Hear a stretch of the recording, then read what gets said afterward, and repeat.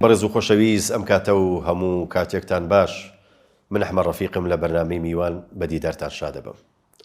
خۆشەویستان، بۆ ئەم بەرنامەیە بە پێویستمان زانی گفتوگۆ لەسەر بارودۆخی سیاسی عێراق، هەرێمی کوردستان، پەیوەندیەکانی نێوان هەولێر و بەغدا، ئەگەر و پێشاتەکان و هەروەها ڕووداوە ئەقلیمی و ناوچەیەکان بکەین.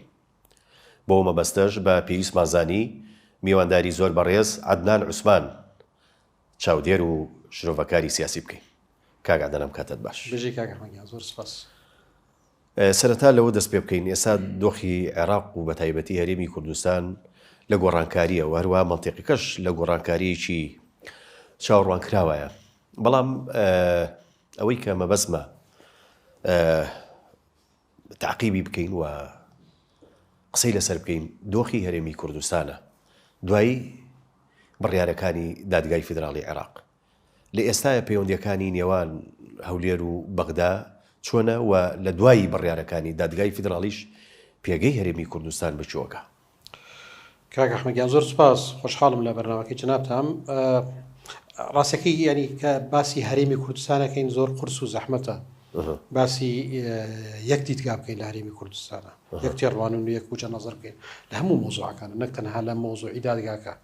ئەگەر نمونەکەی جەنابەت لەسەر دادگاکە، لەسەر ئەم دوو بڕیارەی ئەخیری دادگاکە بێت، هەر خودی ئەمە باشترین نمونەی لەوەی کە دوو دیدگای جیاواز لە هەرێمی کوردستانە هەیە. توانم بڵێم چەند دیدگایەکیش، نەک تەنها دوو دیدگا، بەڵام بە کۆی دیدگایەکە بە تەواوەتی دژی ئەم بڕیارانەیەوە پێی وایە ئەمە کوشتنی سەروەری هەرێمی کوردستان و وردە بچووکردنەوەی قوارەکەیە. دیدگایە پێی وایە ئەمە حاڵەتێکی نۆرماڵ و تەبیعیە و مافی دادگاشە و ئەمە تقریباً چوونە سەر مەسارێکی ئوسوڵی کارکردنی هەرێمە لەگەڵ دەوڵەتی فیدرال و وارە. مەسارێکی لەوانەیە پێی وایە لە ڕوانگە کوردایەتێکەوە ئەمە لە دوورمەوەدا زەرەری هەیە و زەرەری بۆ نەکە. این دیدگاکانمان جیاوازە، بەڵام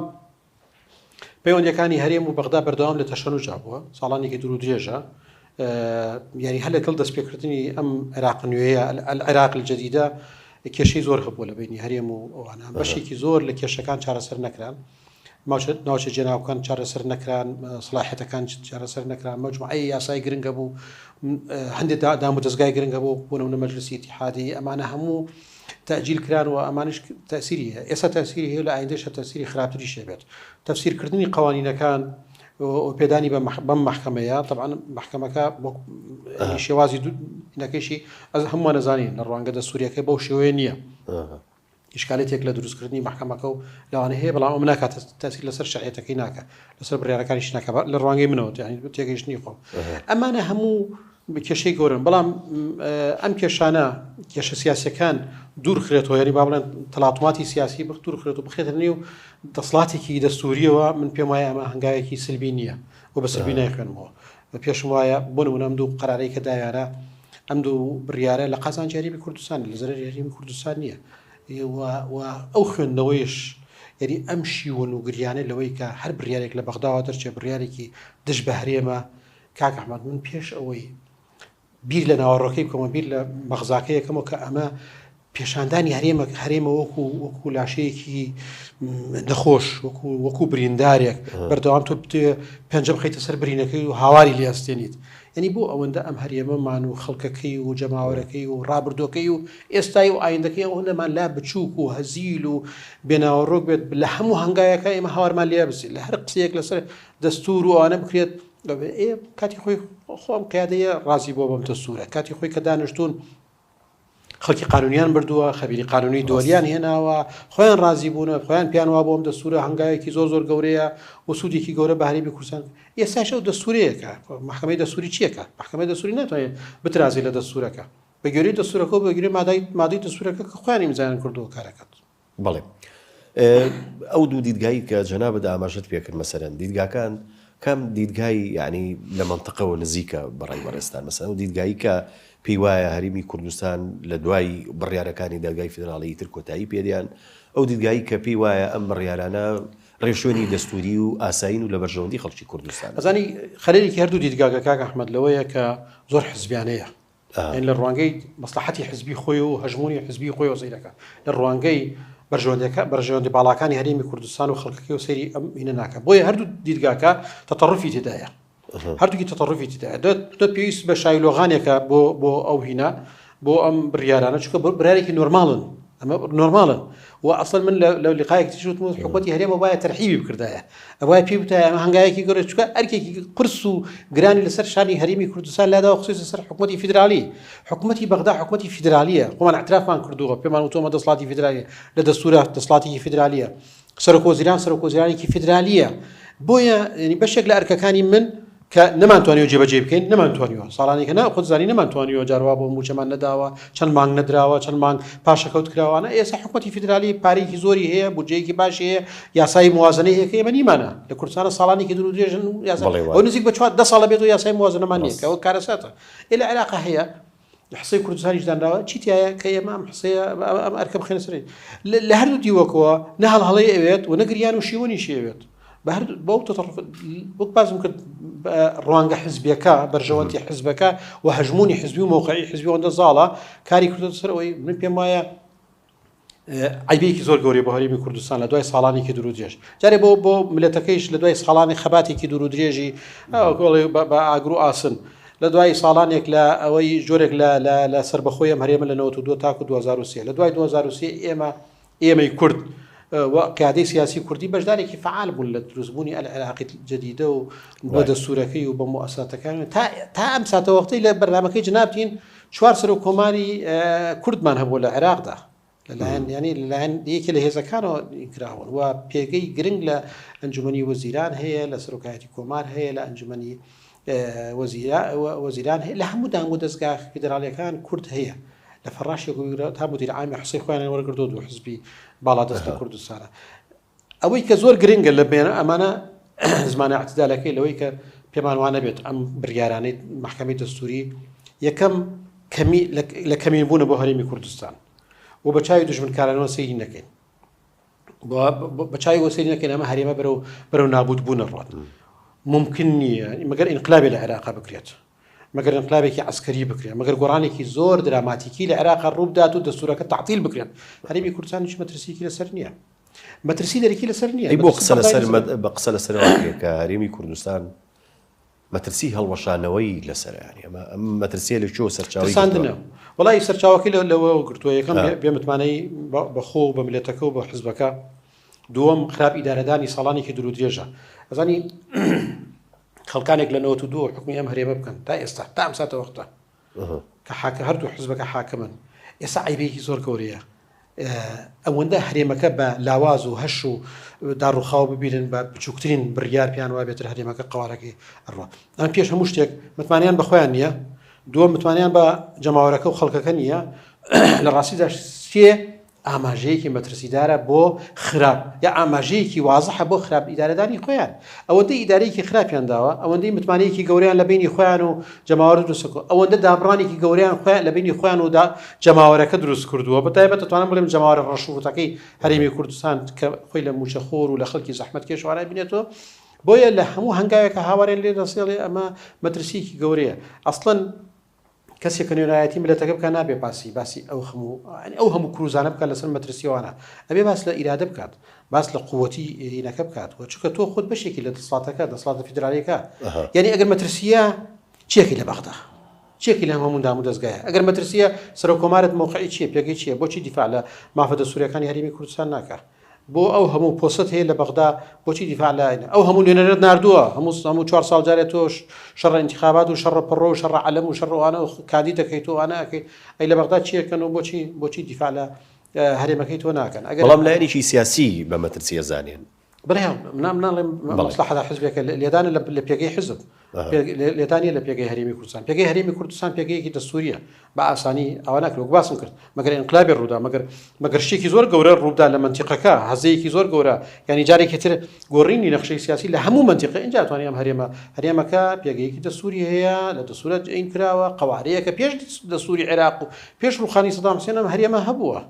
موقعەت و پێگەیە بووە بۆیە ئەنی ئەوەندەت لا بچووک بێت ئەوەندەت لا هەرزان بێت پێتوا بێ بە دوو بڕیاری محکەمەی فیدرالی ئەو بێ محکەمەی فیدرالی کورد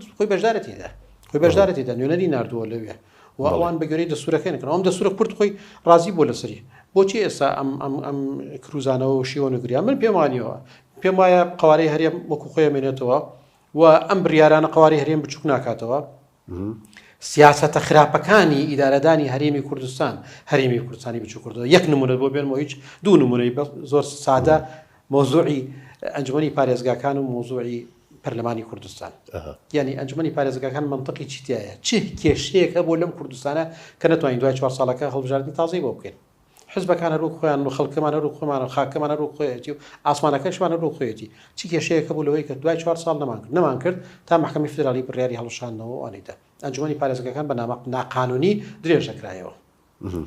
پەرلەمانی کوردستان چ مانعێکە بوو پەرلەمانی کوردستان مانگی پێش کۆتایی ماوەکەی لە 20 ساڵی 22 هەڵبژاردننی لە کوردستان بکات چ کێشەیەکە بوو وەک باسم کرد خاکە بوو ئاسمانەکەشمان لە ئاسمانەکە و ملەتەکەش ملەتەکە مانع چی بوو لەوەی هەڵبژاردنەکەی مانع یعنی وە چ منطقێکی قانونیمان پێ بوو بۆ درێژەدان بە تەمەنی پەرلەمان کە ئەمە هیچ عرفێکی پەرلەمانی نیە لە عالەمە تا محکەمەی فدرالی هاتوو یعنی ئەم دەسڵاتە لە کوردستانە ئەم شێوازی ئیدارەدانە لە کوردستاندا خۆیە کە هەرێمەکە بچووکە کاتەوە و خۆیە کە کوردگوتەری لەزمە ئەدا بۆ ئەوەی محکەمەی دەستوری مەسارەکە بگەڕێنێتەوە سەر ڕێگا ئوسوڵەکەی خۆی محکەمەی فدرالی چی کردووە لەم مۆزوعە تەنها ئەوەیە کە مەسارەکەی گەڕانەوە سەر ئوسوڵی خۆی کە ئەویشەوەیە پەرلەمان ناکرێت ماوەی خۆی درێژکاوە پەرلەمانی کوردستان ئەبێ 4 ساڵ دەوری بێت 4 ساڵ جارێک بێت بەڵێ هەر لەسەر هەرێمی کوردستان و هەڕەشە و مەترسیەکان لەوەستین کاگادان مەسەلەن هەرێمی کوردستان کە ئێستا دۆسەی نەوتی لا لەماوە جەنابتان ئاگادارن مەسەلەی داهات و پێدانی موچە مەسەلەن ئەویشی لێوەرگیراوە ئێستا حکوومەتی عێراق چۆتە ژێرباری پێدانی موچەی هەرێمی کوردستان و هەروەها ئێستا ئاگادارن کە حکوومەتی فیدراڵ هەوڵی کۆنتڕۆڵکردنەوەی سنوورەکانەدا و لە سنووری نێوان عێراق تورکیا دەستی پێکرد ئیتر چ واتایەک بۆ حکوومەتی هەرێمی کوردستانە بێنێتەوە ئەم چەند خاڵێک کە جەنابەت باس کرد هەمووی لە دەستوورە هەیە هەمووی لە دەستوورە هەیە هیچ شتیان نییە لە دەستوورە باسەوەکە کە نەوت و غازوانە مولکی هەموو شعبی عێراقیە باس لە هەماهەنگی لە بینی ئەقلیم و محافەزات و حکوومەتی فدرالیەکات باسی گومرگەکە کە گومرگ حکوومەتی فدرالی سەرپەرشتیەکات و موازنەی عامی عێراقی هەیە کاتی تۆ داهات دێنی بۆ مرکز مەفروضە مرکزیش بودجەکەت پێ بدات موچەکەت پێ بدات یعنی ئەمە بەشێکە لەینە ئەمە هەموو لە دەستوورەکە هەیە سیاسەتی مالی موحد لە عێراق لە دەستوورەکە ئێم دەستوورە جێبەجێەکرێت یعنی 2003 کە ئیدارەی قانونی ئیداری دەوڵەتی عێراق دانرا 2005 کە دەستور دەرا بۆچی قیادەی سیاسی کوردی و هەموو ئەم قارەمانە قانونیانەی ئێمە بیریان لەوە نەکردەوە کە ئەمە بەشێکە لە دەسەڵاتەکانی هەرێم و دواتری خلێت دەسەڵاتی عێراق هەر کاتی عێراق بەهێز بووە بەقوت بووە دێت استحقاقاتی دەستوری خۆی وەرەگرێتەوە یعنی عێراق پێشتر نەیکردوون لەبەرەوەی نەیتوانیوە لەبەرەوەی نەیتوانیوە هیچ زمینەیەک نەبووە بۆ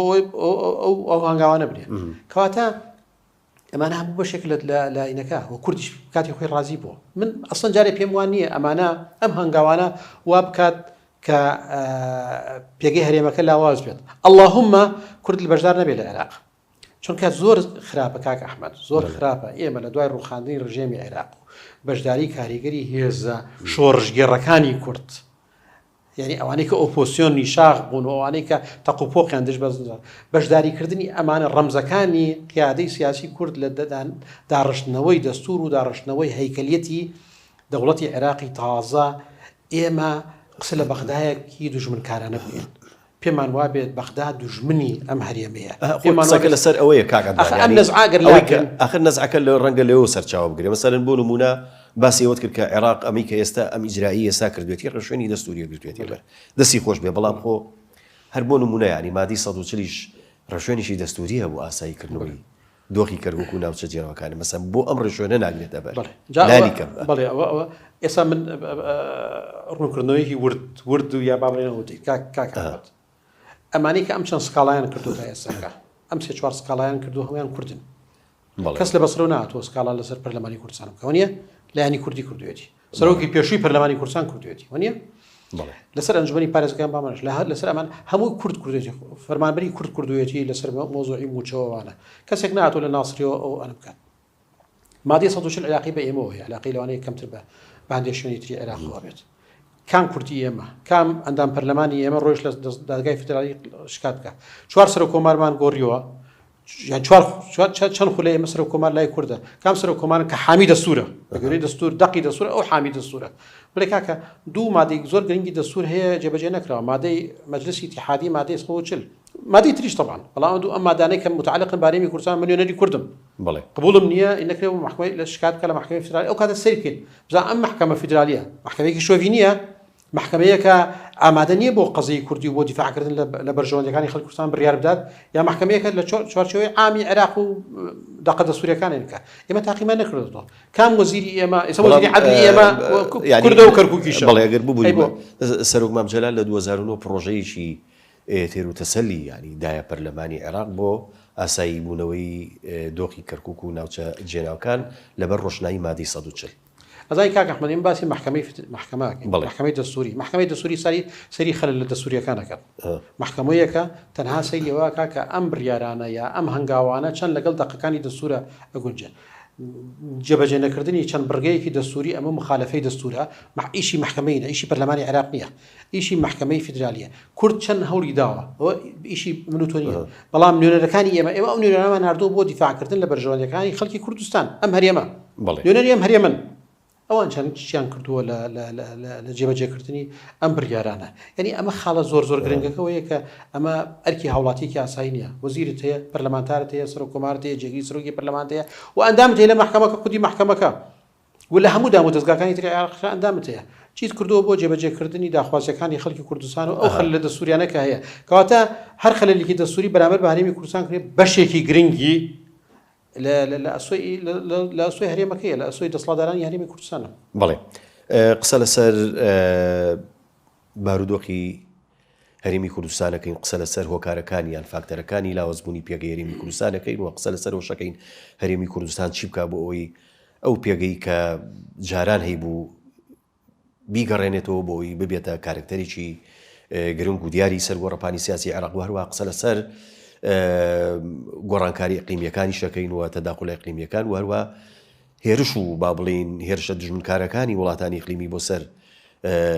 هەرێمی کوردستانەکەین و پلانی ئەوان چییە لە ئایندایە بۆ سەر ئەم ناوچەیە بەڵام ناوبڕێک وەرەگرین و دواتر دەگەڕین وڵاتە نێرانی بەڕێز و خۆشەویست دووبارە سڵاوتان لێبێ بەردەوامی لەسەر پێشەشکردنی پرۆگرامەکەمان بەڕێز عەدنان عوسمان بە بینە سەر دۆخی هەرێمی کوردستان کە هەڕەشە و مەترسی ئیقلیمیشی لەسەرە لە ڕاستیە ئەگەر جەنابتان بەدڵنیاییەوە یاری ئاگداری جوڵەکانی وڵاتانی ئیقلیمین بە تایبەتی تورکیا و ئێرانیش یانی لەسەر پێگەی هەرێمی کوردستان ئەم جوڵە ئیقلیمیانە تا چەند ینی ئەبنە مەترسی لەسەر قواری هەرێمی کوردستان وڵای کاکە ئەحمەد طبعا وڵات نییە لە عالەمە تەسیراتی ئیقلیمی بەسەر نەبێت هیچ وڵاتێک نیە لە وڵاتی دەوڵەمەنەوە بۆ وڵاتی فەقیر لە وڵاتی زۆر بەهێزەوە بۆ وڵاتی لاواز حتمما علاقاتی وانەیە بۆ کوردیش کەمە بەشێکین لە عێراق بەشێکین لە وڵاتەکانی تر و ملەتەکە دابشکراوە لە بینی ئەمانە ئەکید تەسیراتی هەبێت بەقوتبوونی ئەم هەرێمە تەسیراتێکی لەوانەیە سلبی بکات لەوانەیە ئیجابی بکاتە سەر ئەم لا ئەو لایەن و ئەوانە ئەمانە هەمووی دروستە بەڵام خاڵێکە زۆر گرنگە ئەبێ بیری لێ بکەیتەوە زانین کاک ئەحمەد لەوانەیە لە باپیرە گەورەی من و جەنابتەوە تا ئێستاکە کورد باسی مەترسیەکانەکە باسی دوژمنەکات باسی ئەوە کە کەس چاوی بە ئەم کوردە هەڵنایەوە چی و نایە و چی نایەوە ئێمە لە 92 تقریبا شبه مستەقلین سربەخۆیەکمان وەرگرت و کردمان بە شەڕی ناوخۆ و یەکتر کوشتن و ئەوانە دواتر عێراق ڕووخا و ڕژێمەکە ڕووخا و بەشدار بووین لە عێراق و ئەمانە بەشدارێکی زۆر فعال بوون و گرنگترین هێز بووین لە عێراقی تازەوەمانە وردە ئێستا بینین محکەمەی دەستوری و بەقوتە بێت ئێمە لاوازترە بین خاڵە گرنگەکەەوەیە مەفروض وایە ئەوانەی کە حاکمن و ئەوەی نخبەی سیاسین ئەوەندەی بیر لە کوروزانەوە و گریان و باوکە ڕۆی ئەوەی کە ئێمە لاوازین ئێمە زعیفین ئێمە دژمنمان لەسەر ئێمە ناحەچای ناحەزمان لەسەرەوە ئەوەندە بیر لە بەهێزکردنی مؤسسەکە وڵاتەکە بکەنەوە لەوانەیە من و تۆ قدرەتی بڕیاردارمان نەبێ بەڵام دوو حزبی دەسڵاتەکە قدرەتی بڕیاردانە هەیە سەرکردە باڵاکانی ئێمە قدرەتی بڕیارداریان هەبوو پێشتر و ئێستا و لە ئایندەشدا بۆ نمونە یەکێک لە ڕەمزەکانی بەهێزی ئێمە یەکێک لە ڕەمزەکانی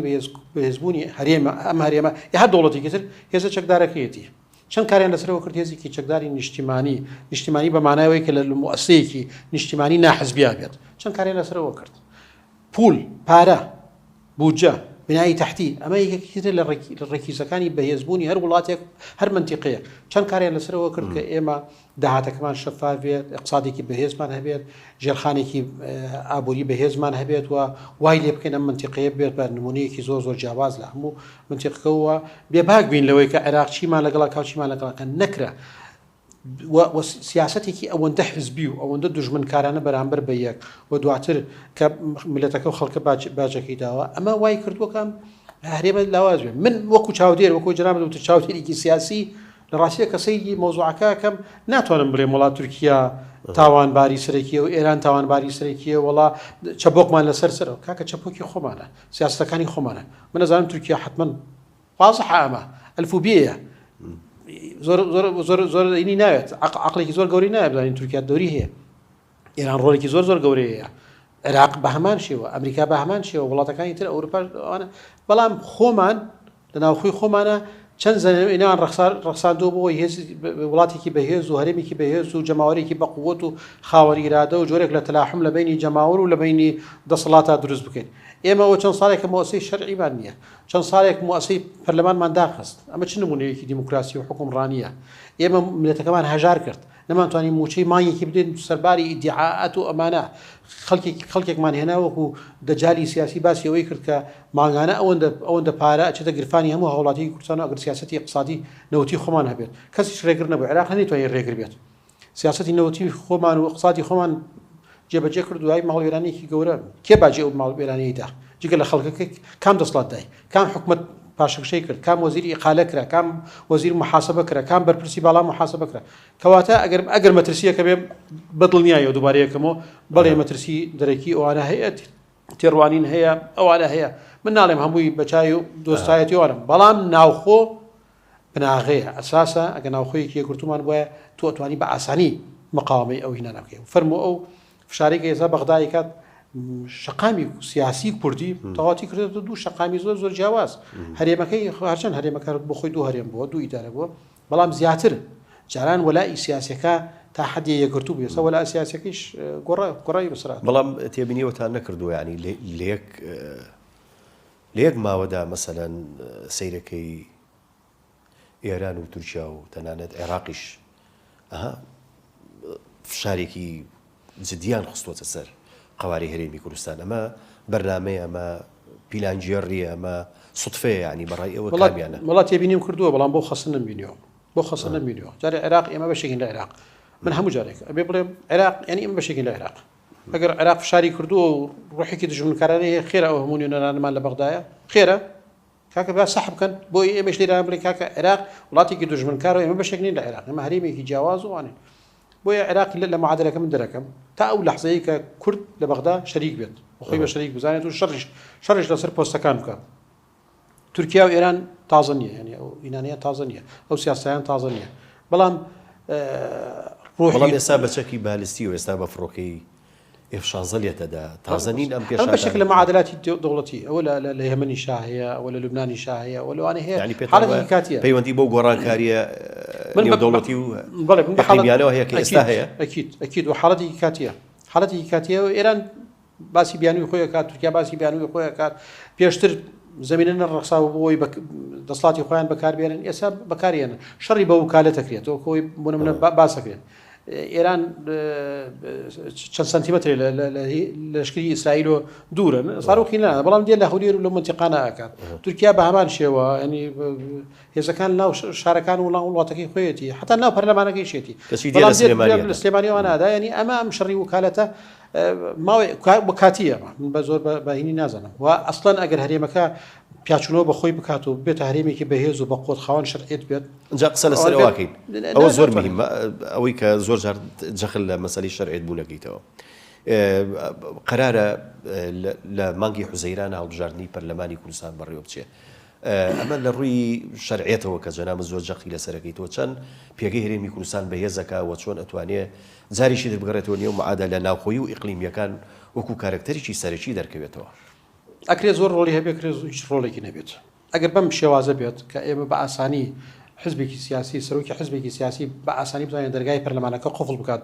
ساڵێ دو ساڵ و کەسیش مویەک لە لەشی کۆمەلگا نەجوڵێت کۆمەلگای نێودەوڵەتی کۆمەلگای عێراقی و کۆمەلگای کوردستانیش تا محکەمەی فیدرالی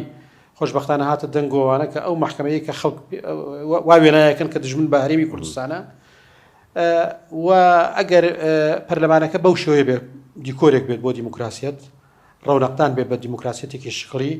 و تعبیر نەبێت لە دەسڵاتێکی فعلی تەشریعی و دەسڵاتێکی فعلی ڕقابی و گۆڕانکاری لە پەیکەری دەسڵات ینی گۆڕانکاریی ستونی و ئاسۆی لە پەرلەمانە ڕوونەدات هەم پەرلەمان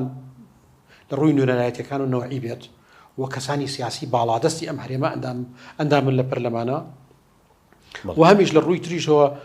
پەرلەمان قدرەتی ڕقابی نەبێت بەسەر محاسبەکردنی وەزیرۆغانە لەوانەیە گۆڕانێکی زۆر گەورە نەبێت و کورسان نەگەڕێنێتەوە بواری شەرعیەت و ئەوانە بەڵام ئەگەر بڕیار بێت پەرلەمان ینی هێزی تر بێت ناو ساحەکە ئۆپۆزیۆنێکی بەهێز دروست بێت لە پەرلەمانی داهاتوودا دەسڵاتەکە جیازیەک لە خودی دەسڵات و هێزەکانی دەسڵات ڕوو بدات گۆڕانێکی نەوعی ڕوو بدات لە کۆمەلگای کوردستانە لە ڕێگای ئەو هەڵبژاردنەوە لە ڕێگای و پەرلەمانەوە و پەرلەمانیش بێتە پەرلەمانێکی فعلی قدرەتی ڕقابی و محاسبەی هەبێت تەنها دەرچوواندنی یاساکان نەبێت بە دڵنیاییەوە هەرێمەکە بەهێز دەکات مؤسسات بەهێز دەکات شەرعەتی پێدرێت ئەو کاتەی لایەنەکان و سەفارەتەکان و قونسڵەکان و وڵاتەکان ئەوەندەی مراجعەی پەرلەمان و لەگەڵ پەرلەمانتار و لەگەڵ فراکسیۆنەکانە دانیشن ئەوەندە سەردانی بارگای ئەم حزب و حزب ناکەن بڵێ دادگای فیدراڵی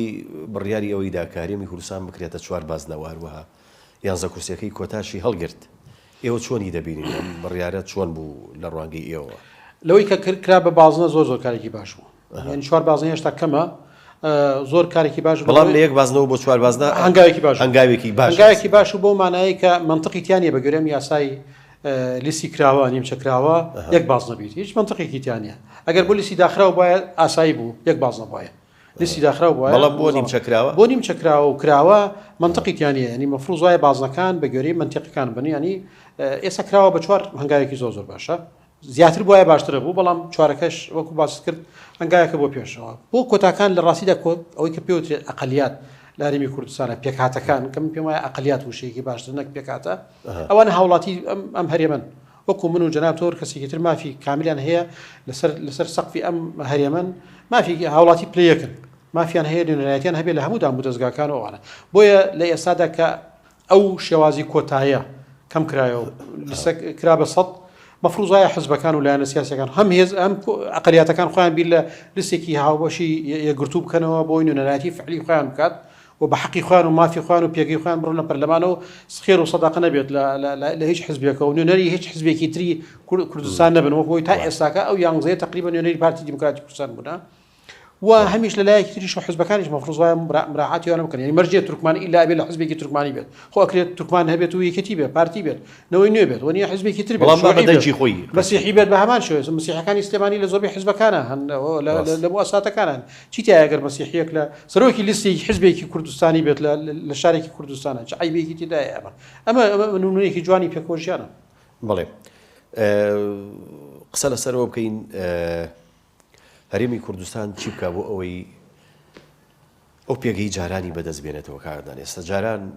لە هەولێر سەرێک وەزیرانی عێراقدانرا و لادرا مەکانەتێکی تایبەتی هەبوو هەرێمی کوردستان سوقلێکی تایبەتی هەبووە بەشێک لە سیاسەتی عێراق کورد یعنی ڕسمی سیاسەتەکەیە کرد ئێستا بێ بەغدا ڕسمی سیاسەتی هەرێمی کوردستان بکاوە دوای هەموو ئەو بڕیارانە ئیتر پێگەی هەرێمی کوردستان ئایا بەپێی ئەو ڕێشوێنە دەستوری کە هەیە ئەوان ئەچنەوە سەر ئەو ئەسڵی خۆیان ئەیانەوە زیاتر ئەو دەسەڵاتی کە هەیەی لی وەرگرنەوە دووسێ خاڵ هەیە کاک ئەحمەد بە کورتەکەی بۆ جەناب عەلی باس بکەم بۆ بینەرانیش یەکەم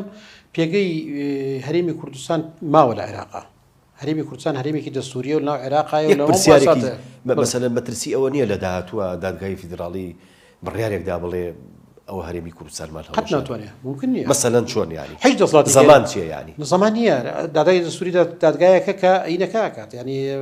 شرۆڤەی دەقە دەستوریەکانەکە لە دەقە دەستوریەکانە بە واضحی دان بەم هەرێمە دراوە چۆن دادگای دەستوری توانێت بچووکترین سانتیمەترێک لە هەرێمەکە لە سڵاحیاتەکانی لە دەسەڵاتەکانی کەم کات و ناتوانێت اللهم ئەو سڵاحیاتانە بەشێک بوو لە سڵاحیاتی حەسری کاتی خۆیان ڕازی بوونە هیچ یاسایەک لە هەرێمی کوردستان و لە هیچ پارێزگایەکە دەرناچێت ئەگەر دژایەتی لەگەڵ سڵاحیاتی حەسریە هەبێت سڵاحیاتی حەسری حکوومەتی کە چەند خاڵێک و دیاری کردووە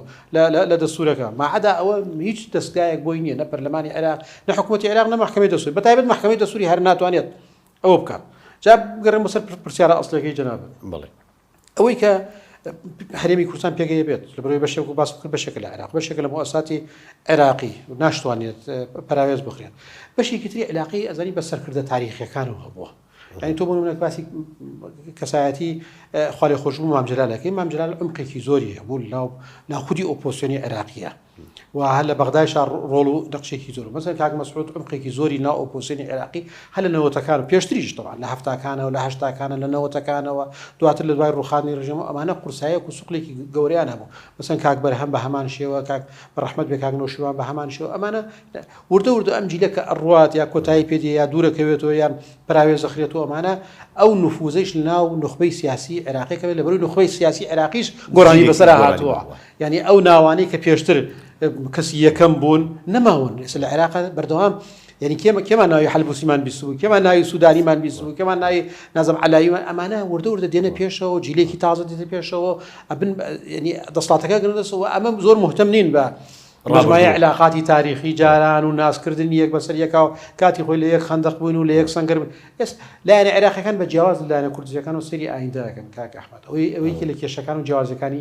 ئێمە هەردوو قاشمانە ڕابردووە ئێمە ئەوەندەی سەیری ڕابردووەکەین و باسی ڕابردووەکەین و ئێمە وابوون و ئەم هەرێمەمان وابوو خەباتەکەمان مابوو پرۆژێکمان نییە بۆ ئایندە ئێستا کورد هیچ پرۆژێکی نییە بۆ مادەی 140 بۆ محکمەی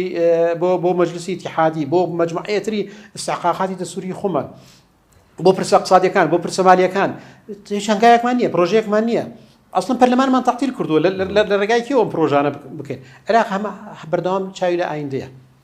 اقتصادی خۆی بەقات و مؤسساتی خۆی بەقوتەکات طبعا اقتصادی من بۆ نییە کە عێراق شامی شەریف و وڵاتێکی زۆر وڵاتێکە لە وڵاتە گەورەکانی گەندەڵی و فەساد و ئەوانە بەڵام سەرباری ئەوەیش دەموچاوەکانە گۆڕێن انتخابات دەکرێ پەرلەمانەکەی ئەگۆڕێ سەرۆکوزیرانەکەی گۆڕە گۆڕانکاریکی تێدایەکە لە قازانجی دیموکراسیەتە کاک ئەحمەد عێراق سەیری ئایندەکە ئێمە هەر لە ڕابردووین ئێمە هەنگایەکمان بەرە ئەوەندە ئەم هەرێممان بە چووکی دێتە پێشچاو بەتایبەت نخبە سیاسەک حاکمەکە خەڵکی تر نە خەڵکی تر قوربانی داوە بۆ هەرێمەکە ئەوەندە بچووکترین هەنگاوانێک لە بەغدا لێرە هاواری لێڵەسێ کە مەفروض وایە تۆ ئەوەندە متمانەت بە خۆت هەبێت ئەوەندە متمانەت بە خەڵکەکەت هەبێت بەڵام کە متمانیان لە خۆیان و لە خەڵکەکە و لە لایەنگرەکانیان سندووە بۆیە بەرامبەر بە هەر هەنگایەک هاوارێن لێڵەسێت و پیان وایە کۆمەلگای نێودەوڵەتی ئەبێ بێت تۆ کاتی خۆی بۆ ڕیفراندۆم بۆ نمونە گوێت لە کۆمەلگای نێودەوڵەتی نەکرد ئێستا بۆ مافەکانی ترت چۆن کۆمەلگای نێودەوڵەتی تێت کە پێ دەڵێ کاتی خۆی تۆ بە قسەی منت نەکرد هەنگاوێکی خەڵەت نا بە قسەی منت نەکردن پێم وایە بۆ هەنگاوە ئێستا هەڵەیە سیاسەتی اقتصادی زۆر دراست بۆ نەکرد زۆر ئەوت نەکرد مؤسساتی شەرعیت لە وڵاتەکەت پەخستووە من چۆن بێم پشتگیری لە مؤسسەیەکی ئەوان بکەن یعنی چۆن ڕوومان بێ ئەسڵەن دەستی هاوکاری درێت یعنی دەستپان بکەینەوە بۆ هاوکاری بەڕێز عەدنان عوسمان چاودێر و شرۆڤەکاری سیاسی سپاس بۆ شرۆڤە و زانیاریەکان هەر بژین سپاس سەرکەوتوو بن بینەرانی بەڕێز و خۆشەوی سواز بۆ تا بەرنامەیەکی تر بەخواتان ئەسپێرم شاد و کام